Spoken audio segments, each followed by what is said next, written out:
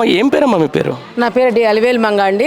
ఎన్ని సంవత్సరాలు మీరు ఇక్కడికి వచ్చి? ఇక్కడికి వచ్చి 15 సంవత్సరాలు అయిందండి. మేము ఇక్కడ మధు పార్క్ అపార్ట్మెంట్లో ఇల్లు కట్టుకున్నామండి. మేము ఖమ్మం డిస్టిక్లో ఉద్యోగం చేశామండి. 398 ఉద్యోగం అండి మా వారిది. మేము 60 సంవత్సరాల శ్రమ మాది. 398 మీద మా పిల్లలను చదివించుకొని కొత్తగూడెం, భద్రాచలం అట్లాంటి ఏరియాలో, రూరల్ ఏరియాలో మేము ఉండి రూపాయి కట్టుకొని, లోన్లు కట్టుకొని పిల్లలను చదివించుకుంటూ ఇక్కడ మేము ఏదో ఇల్లు ఏర్పాటు చేసుకున్నామండి.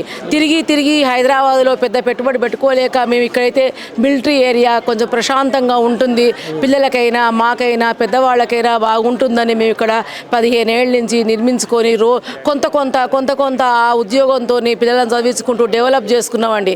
డెవలప్ చేసుకొని ఇప్పుడు మేము కొంచెం ప్రశాంతంగా ఉండే, రిటైర్మెంట్ అంతా అయిపోయిన డబ్బులతో ఆ డబ్బులు కూడబెట్టుకొని సొమ్ము చేయించుకోకుండా ఒక మంచి చీర కట్టుకోకుండా మేము ఈ ఇల్లు ఏర్పాటు చేసుకున్నామండి.